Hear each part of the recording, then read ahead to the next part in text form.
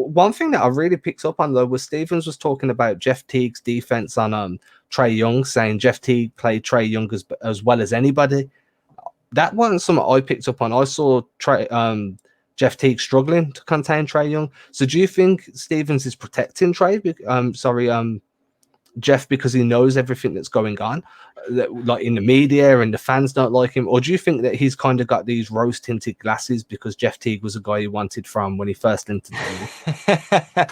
I mean, it feels like he's gone back to him again and again. He started him at various points throughout the season, and it's not working when we look back at past games, and it wasn't working in the third when you look back from the fourth quarter. So there's just evidence building game in and game out that he's not an NBA capable player anymore. I don't know if he's gotten banged up much over the years, or he's a little too old, or he just doesn't fit here. Something's just not working with him. He had that great first game against Milwaukee. He got to the free throw line in other games well, I thought.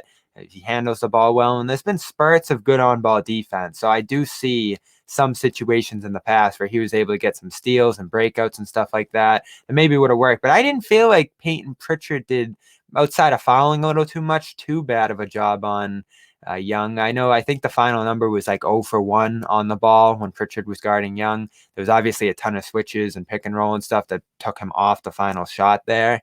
So I'd have to go back and look at, was he in position when switches and pick and roll was happening and all that stuff. But with 8 minutes to go, and he picks up that fifth foul, I would have just seen how long Pritchard could last there, and then go to Teague if you need to. And isn't Stevens a guy who, if a player picks up 2 fouls, would be willing to stay with them a little bit? I know that's a different situation, but it's kind of the same line of thinking to me. To answer your question, is he protecting Teague? I don't think he's a guy you need to protect. Isn't he going to be the guy to go when they need a roster spot? I mean, he's an extra guard, right? Yeah, he's an extra guard. He was just kind of filling the gap of Kemba when he was out for the month. Like, he's not part of this team long term, and that's what frustrates me too, because you can't even look at a game like yesterday's and say, oh, we're building towards something there with those minutes. Like, he's going to be gone by the end of the year. That's the worst part, right? Like, you look at the way Peyton Pritchard played, and to be fair, Atlanta really hunted Pritchard. When Pritchard was on the floor, they were looking to get the mismatch. They were looking to make sure that switch happened defensively, and then feed the bigger guy to kind of just bully Pritchard a little bit. And it's a great learning thing. So when Pritchard struggles, as a fan base and as like people that analyze, we can all live with that, because we're like, okay, so this is a learning moment for Pritchard. He needs to go through these struggles. Then you have Teague, and he's just struggling because, as you say, he might be old, maybe he doesn't fit. But having those minutes in crunch time, that, to me, I can't blame Brad for that, because where else could he have gone? Who else could he have relied on to get those minutes? I personally agree with you. Maybe he should have kept Pritchard in longer, or brought Pritchard in once the game was a bit closer and said to Pritchard, look, if you foul out, it's fine, but just try and affect the game as much as you can while you're on the floor. And then if you need to go back to Pritchard, go back to Pritchard. But it was tough. It was a really tough watch, especially down the stretch. You know what I would have done is started Tremont Waters in this one. And if he hadn't started all year, if he hadn't gotten any minutes at all this season, I know that would have just been us on Twitter and online hyping up Tremont Waters a little too much.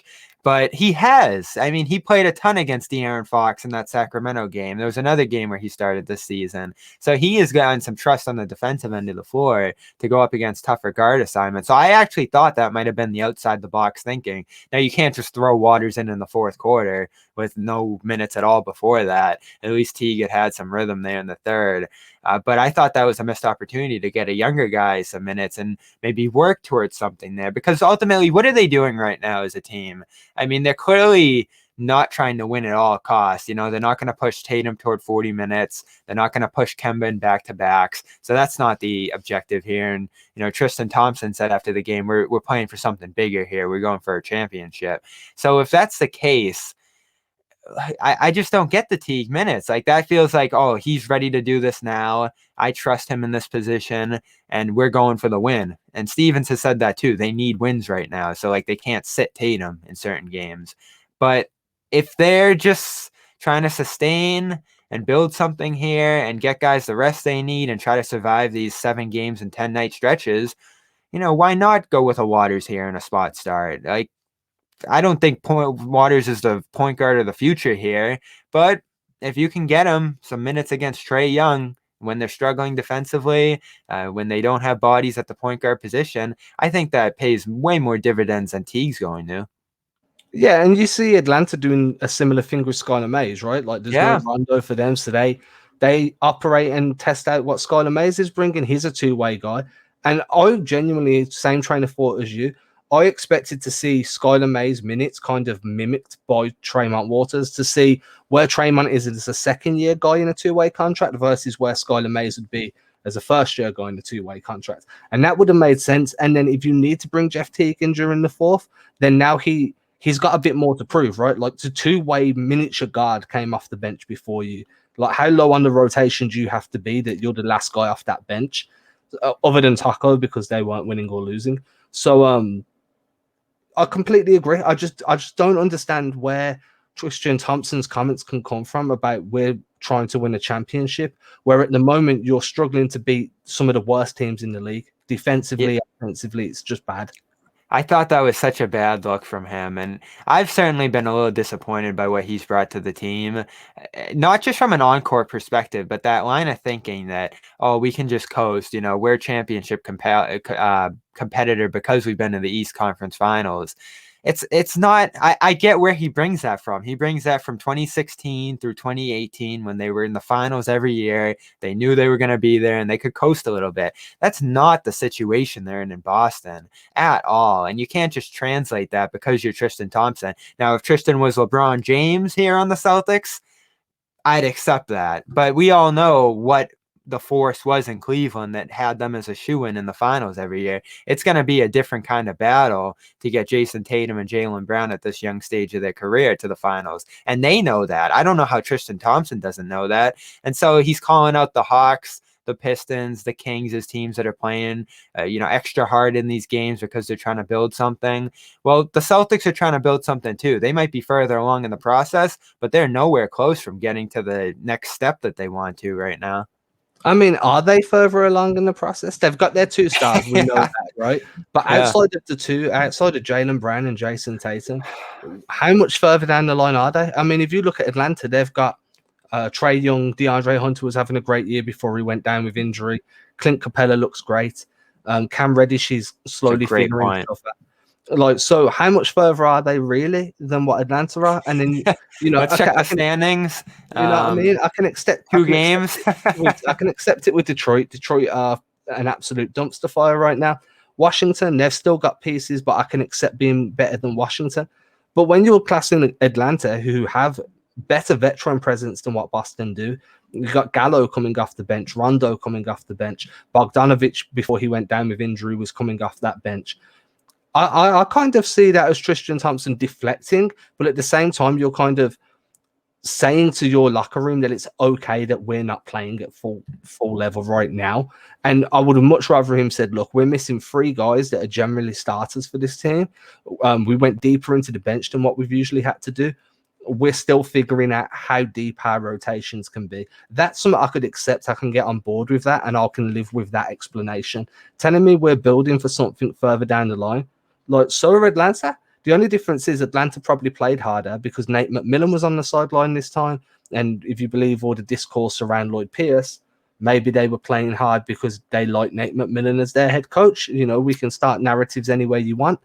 But I really didn't like that train of thinking from Tristan Thompson. Yeah, and credit to McMillan. I like you pointing that out. The Hawks are a better defensive team this year, so they're taking steps further in that direction too. And it wouldn't be stunning at all to see Atlanta take this series. And they are missing Bogdanovich. They're missing Rondo, as you mentioned. They're missing Hunter. So both these teams are missing key pieces. So they're effectively on the same level. You can kind of compare the guys that are out and in, who's more important. But this effectively is a fair fight coming in between these teams. And since the Celtics have Tatum and Brown, they should still be in an advantageous position here.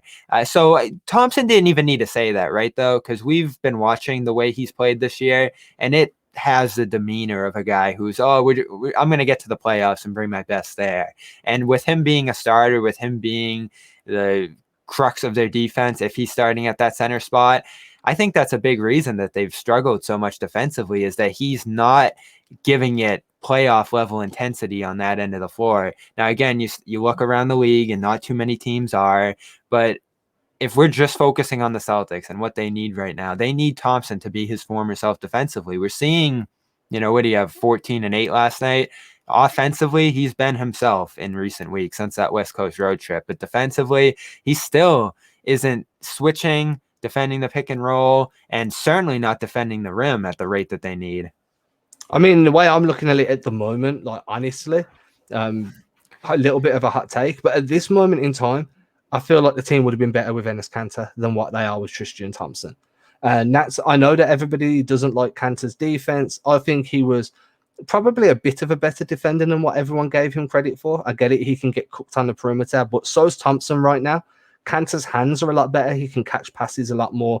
And one of the things that I've pointed out recently on this show, and I think someone else pointed it out to me as well, was that at least Kanter converts his offensive rebounds, right? Like there's one thing to grab boards. There's another thing to do something with them once you've kept that second possession alive. Grab boards, either distribute it back out or score. Tristan Thompson's grabbing boards and then just throwing up these ridiculous hook shots that have no prayer of going in. And that's where it's frustrating to me the most. Or when he gets a pocket pass and he just doesn't get down low enough to catch it. I think he's also a guy that we could see not make the end of the season with this team if they start to make moves. Yeah, 100%. And you mentioned the offensive rebounding putbacks. That was something I looked into last night because they're fourth in the league in offensive rebounding, and you see that they're all over the boards. And it's a great thing about this team, even against some of the best rebounding teams in the league, like the Clippers. They've made their mark on that end of the game. But you're fourth in offensive rebounding. And off that, you're 19th in effective field goal percentage on those plays, which says you're not getting it out to three-point shooters, which we know Thompson isn't doing in those spots, and you're not converting in the middle. And he, of course, is the guy getting a lot of those. So we know Williams is a great offensive rebounder in those spots, and he's been able to do more with those possessions than Thompson has right now.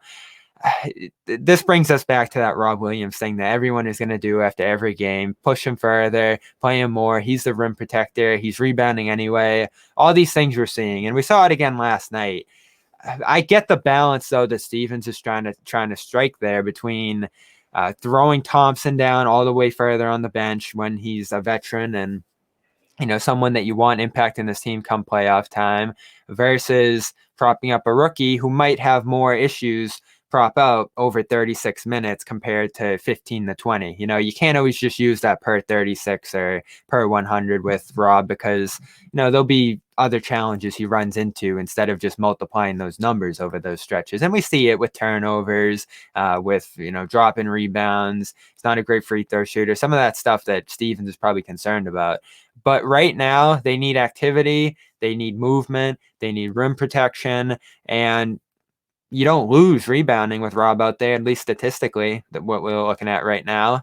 So Thompson, yes, is this a guy they're going to move on from with the second year on his contract considered, with the logjam at center that's forced Stevens to go double big? It wouldn't be stunning. Now, is it him or is it Daniel Tice, who's an expiring contract right now, who's probably going to get paid? That's another question you have to ask. But right now, Tice is just a better center than Thompson. So I would move on from Thompson at this point if the right deal came along. And it stinks because you're not going to get the best of him until the playoffs, as we just talked about. But right now, this team's playing so bad, they're going to be fighting to get into the playoffs. So, they need to turn up the intensity right now. They're not coasting along. If they were 16 and 12, I'd understand that thinking a little more. But they're 14 and 14. The biggest question is Thompson came into this team and in his first press conference spoke about accountability, about making sure everybody stays accountable. We're going to hold each other to a very specific level of intensity and professionalism. And then he's the one out there that's not showing that intensity. Like, it just feels very condescending in a way, as like somebody that he has watched that press conference and then watched the way he plays. Yeah, I get you're building for the playoffs, but right now, as you say, you need to get to the playoffs at this moment in time. I mean, are you looking for the Celtics to go into a playing tournament? Because that is an abject failure of a regular season at that point, right? Yeah, and then, that's where this is going. Yeah, it's crazy. And then you get this ISO movement between Brown and Tatum. And I tweeted this out earlier today, saying that for me, when I've rewatched that film, it looks more like that Brown and Tatum don't trust the other guys around them to make shots than it does a Brad Stevens play call. Neesmith? Are you looking at Aaron Neesmith there? Well, there was a play, I think it was like 40 seconds into It was early. Neesmith was in the game, so it kind of been super early. But Tatum gets the ball on the wing, posts up, looks Neesmith dead in the eye. Neesmith's wide open above the free, and then Tatum turns around and fades away. Hits the shot, but that's not the point, right? You give up a great shot to take an okay shot. That's still bad offense.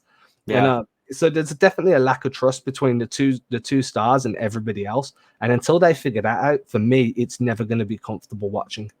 Yeah, and they were peppering those guys early. You see Tatum and Brown get into these lanes and swing these awesome hook passes around the centers and get to where they need to in terms of being creators.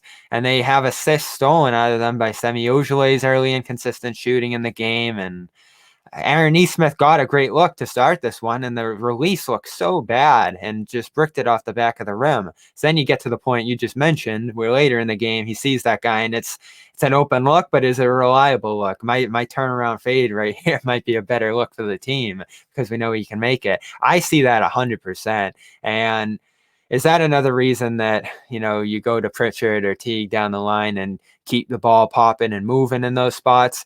I think the issue, and I think our editor, Bill Sy, brought this up, comparing this team to 2016's team, is that you're relying on your role guys to effectively be spot-up shooters. Neesmith, in particular, coming into this team, he's talked about, I used to get looks off movement in college. Now I'm just catch and fire. Semi Ojeley has become the same way. If you watch his college tape, he was not just a catch and shoot corner three guy. He was on the ball a little bit, able to make plays in action, get downhill of the rim, cut, all that stuff. He doesn't do that anymore. Edwards, he's a on ball point guard in Purdue, and now he's on this team just catching and shooting. So they don't have chances to get these role guys rhythms, not from a minutes perspective, but also from an involvement standpoint. Like, let's think back to that 2016 team and some of the role guys that were on there, whether it be Jared Sullinger, Kelly Olynyk, certainly, who was empowered on the ball a little bit, Evan Turner, who was able to get on and off the ball, make plays, those kind of things. I'm not saying Carson Edwards and Semi Ojeley and Aaron Neesmith are those kind of players who are capable of that much usage, but I think you're inherently putting players in a position to be inconsistent if they're getting 15 minutes a night, three-pointers a night, and those are your do or die plays, a couple pull-up shots that you're realistically only 33 to 36% from anyway. So this is what you get. Tatum and Brown iso ball, a couple guys standing around on the perimeter. You don't have post-ups in this offense. You don't have a ton of cutting and movement in this offense. So it's stagnant. And, I think in the second half or the third quarter, the first 8 minutes, you had about 5 minutes of drought. So like 5 of the first minutes of the third quarter, they got absolutely nothing on the offensive end of the floor. So, I mean, we don't like the defense. We don't like the offense. There's not much to like about this team right now.